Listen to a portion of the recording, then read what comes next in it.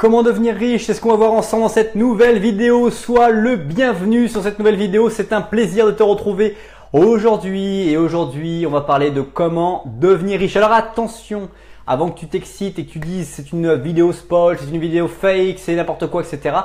On n'est pas obligé d'avoir 1 million d'euros sur son compte en banque pour être riche. Il y a différentes manières d'être riche. Il peut être riche intérieurement par toutes les connaissances que tu peux connaître, toutes les compétences que tu as déjà démontrées à travers ton parcours et ta vie. Voilà, donc c'est quelque chose qui est important. Et moi, dans cette vidéo, je vais te partager différentes astuces pour devenir riche, soit financièrement, soit on va dire intérieurement. Et je pense que ça va te plaire. J'ai 8 astuces, 8 conseils pour toi, vraiment tout plug and play. Tu as juste à mettre devant cette vidéo, te poser, peut-être te faire un petit thé, un petit café et on attaque. Avant cela, si tu ne me connais pas, c'est entièrement de ma faute. Je suis le fondateur du blog responsableaffaires.fr. J'aide des gens à développer leur business, leurs affaires, leur carrière, leur vie privée, leurs relations. 80% de mon contenu est gratuit, tu le trouveras sur YouTube, sur Facebook avec des Facebook Live comme ce soir, comme maintenant, sur Facebook et LinkedIn des citations motivantes et inspirantes tous les jours et tu retrouveras également sur Instagram. 80% est gratuit comme je te disais et voilà les 20 autres pourcents c'est du payant. 80% gratuit c'est pour comprendre les choses, 20% c'est pour avoir des résultats puissants. Voilà, donc aujourd'hui je vais te partager 8 astuces pour devenir riche intérieurement et même sur ton compte en banque. La première, sans plus attendre, je passe un petit bonjour à Ibrahima, à Thomas Soas, à Hugo Fly pour leur présence. Et sans plus attendre, je passe un petit bonjour à tout ça, à toutes ces personnes. Bonjour à toi. La première astuce, c'est définir tes objectifs et sache quelles sont tes motivations. Alors là-dessus, c'est vraiment important. C'est le point où tout le monde le connaît, mais personne n'agit vraiment. C'est se poser, se mettre un samedi soir, un vendredi soir, bref, un moment sur sa table de sa cuisine, loin de l'ordinateur, loin de son iPhone, loin de son smartphone et loin des gens, à la limite avec une musique d'études ou une musique de film qui t'inspire et qui te motive. Et ça va être en fait de se définir les objectifs qu'on a et qu'on souhaite atteindre pour devenir riche intérieurement et physiquement. Donc c'est très simple parce que la route va être difficile et donc il faut que tu aies de la motivation. Donc il faut vraiment que les objectifs que tu vas définir, tu les veuilles vraiment parce que sinon ça n'aura absolument aucun intérêt. Donc quels sont les objectifs que tu veux atteindre vraiment pour devenir riche intérieurement? Ça c'est la première technique pour qu'elle puisse te motiver. Deuxième technique, deuxième astuce, c'est de découper tes objectifs à court terme. Je vois trop souvent des gens qui vont avoir un objectif très puissant et mes clients, c'est toujours la même chose. Ils veulent un objectif très puissant, mais ils le veulent dans 3 à 5 ans, voire des fois, ils ne savent même pas ce qu'ils veulent vraiment. Et moi, après, ce que je les ramène, c'est vraiment ce qu'on fait en Europe. En Europe, on fait des plans stratégiques à 3 ans, mais maintenant, la vérité, la réalité, c'est des plans stratégiques à 1 an. C'est déjà long. En 1 an, il y a tellement de choses qui se passent, il y a tellement de changements qui arrivent dans ta vie que des objectifs très haut précis peuvent vraiment être chamboulés par des changements. Tu peux avoir une copine, tu peux avoir un copain, tu peux avoir des enfants, tu peux être viré de ton travail, tu peux avoir ton business qui s'écroule parce que les technologies modifient tout le business. Bref, tout peut changer en 1 an. Donc, il faut vraiment conduire les changements, les comprendre et les accepter. On a vu ça dans d'autres vidéos sur la chaîne YouTube. Mais l'important, c'est ça. Et du coup, il faut que tu découpes ton objectif à 1 an et ensuite mois par mois, voire semaine par semaine.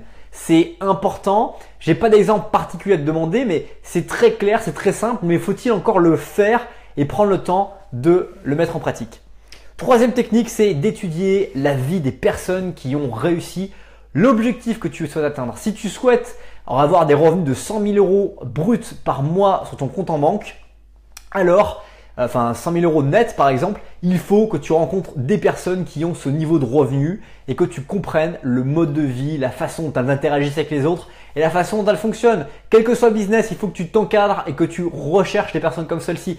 Car si tu vas chercher des personnes qui n'ont absolument rien à voir, tu ne vas pas être inspiré. On est toujours la moyenne des 5 personnes qui sont autour de nous, tu dois le savoir, mais il faut du coup chercher toujours de nouvelles personnes qui nous entourent pour pouvoir bénéficier de cette expertise, de cette stimulation vraiment puissante que les autres possèdent. Ensuite, quatrième technique, c'est travailler dur pour obtenir un bon travail. Et ça demande encore une fois de la motivation, mais surtout, ça demande de la passion. Si tu veux travailler dur, si tu veux que les heures ne soient pas quelque chose que tu maîtrises ou que tu quantifies, ou qui t'empêche finalement, ou que sur lesquels tu n'es pas obligé de pouvoir réfléchir à qu'est-ce que tu es en train de faire après et comment, parce que le temps passe très vite, eh bien là tu vas pouvoir défoncer tout ce qu'il y a à défoncer parce que tu ne seras pas en difficulté par rapport à d'autres personnes concurrentes. Les gens pour qui ça va être compliqué de tourner une vidéo YouTube le matin, le soir parce que ils sont pas dans les meilleures dispositions, ils sont pas chez eux, etc. Machin, patin, couffin. Du coup, eh ben voilà, toi si tu n'as pas de problème avec ça parce que c'est ta passion, parce que tu te dis qu'importe ça, je vais me déchirer, je vais faire le travail, et ben du coup ça va faire une vraie différence entre toi et les autres. Cinquième technique, c'est de se servir de ses talents. C'est toujours intéressant, on a toujours des facultés qui sont innées et il faut les assembler avec les compétences qui sont acquises. Quels sont tes talents innés? Quelles sont les choses pour lesquelles tu es toujours et tu as toujours été très fort? Et que les gens te disaient, tu es très fort pour ça. Et voilà, c'est extraordinaire. Toi, c'est une qualité chez toi qui est naturelle, que moi je n'ai pas intérieurement. Ça veut dire aussi prendre du recul sur soi-même et dire, putain, ce mec-là, il est vraiment beaucoup plus fort que moi sur ce truc-là. Je pourrais certainement jamais le battre, mais par contre, en m'inspirant de lui, en l'écoutant, en apprenant à le connaître, je vais apprendre des nouvelles choses que je ne connais pas aujourd'hui, qui pourraient vraiment être très puissantes et me servir plus tard. Donc, sers-toi bien de tes talents et décuple-les avec tes compétences acquises et essaie d'acquérir des nouvelles compétences qui soient convergentes ou un peu différentes. Souvent, on parle des compétences techniques et des compétences transverses. Moi, je t'invite à aller vraiment développer tes compétences transverses et après, de temps en temps, les développer tes compétences techniques par rapport à des thématiques bien précises, mais vraiment, oriente-toi, compétences transverses, ça peut être communication, ça peut être négociation, ça peut être marketing. Bref, toutes les choses qui sont hors de la technique. Et la technique pure, réserve-la toi vraiment comme basique et exploite-la grâce à ces compétences acquises dans les compétences qui sont transverses. Ensuite, la sixième technique, c'est fais-toi un réseau avec tout le monde. Tout le monde t'est utile dans cette façon de vouloir devenir riche intérieurement et financièrement. Il faut avoir des contacts, il faut être quelqu'un qui soit socialement intelligent, que tu sois introverti ou extraverti. Il faut que tu aies de la valeur, que tu te marketes intelligemment et que tu puisses apporter grâce à ta valeur aux autres naturellement. Donc tu ne vas pas être un mec seulement qu'on vient consulter. Tu dois être quelqu'un qui doit apporter naturellement en allant au devant des autres et en cherchant leurs problématiques et en cherchant des résolutions pour eux, leur permettre de pouvoir avancer. Septième technique, c'est augmenter vos sources de revenus. Si aujourd'hui, comme la majorité, 97% des gens ont cette même idée, ils rentrent après leurs études dans un travail, un CDD, un CDI, ils vont avoir un salaire qui tombe net tous les mois et en fait, ils s'en contentent, ils décident de mener la vie avec ça. Or, tu as le droit de travailler comme tu veux, tu auras de pouvoir avoir les revenus que tu veux, tu peux faire plein de choses. Et maintenant, il existe beaucoup de choses qui sont encore moins chronophages que de travailler dans un autre job physique. Internet, YouTube, les blogs, ce sont des trucs extraordinaires. Apprends, développe tes compétences techniques pour pouvoir finalement partager après des choses et en fait être présent. Par exemple, sur YouTube, tu peux me retrouver sur YouTube. Je suis vu chaque semaine plus de 20 heures. Ça veut dire que quand je travaille dans une entreprise en tant que salarié 37 heures par semaine. Chaque semaine, je suis vu en fait 20 heures. Donc ça veut dire qu'en vrai, sur une vraie semaine, 37 heures physiques dans une entreprise, j'en travaille 57 réels en fait. Alors, 37 théoriques dans une entreprise, mais 57 réels sur les statistiques, c'est énorme. Et plus tu vas réussir à doubler ton temps de travail via Internet, etc. Et plus finalement ton boulot fonctionne pour toi et est en automatique et tu as en fait des gens qui sont, toi-même qui est en train de travailler pour toi. C'est assez marrant. Huitième et dernière astuce, c'est encore un rabâchage, mais c'est travail très dur. Parce que si tu veux devenir riche intérieurement ou avoir un compte en banque blindé, il va falloir travailler. Intérieurement, ça veut dire lire des ouvrages qui t'intéressent, qui t'attirent et qui vont te permettre de passer au niveau supérieur. Intérieurement, ça veut dire aller voir des films inspirants. Intérieurement, ça veut dire rencontrer des personnes inspirantes. Aller se connecter avec des gens pour qui tu ne penses pas aujourd'hui pour te connecter avec. Financièrement, ça veut dire prendre des risques techniques.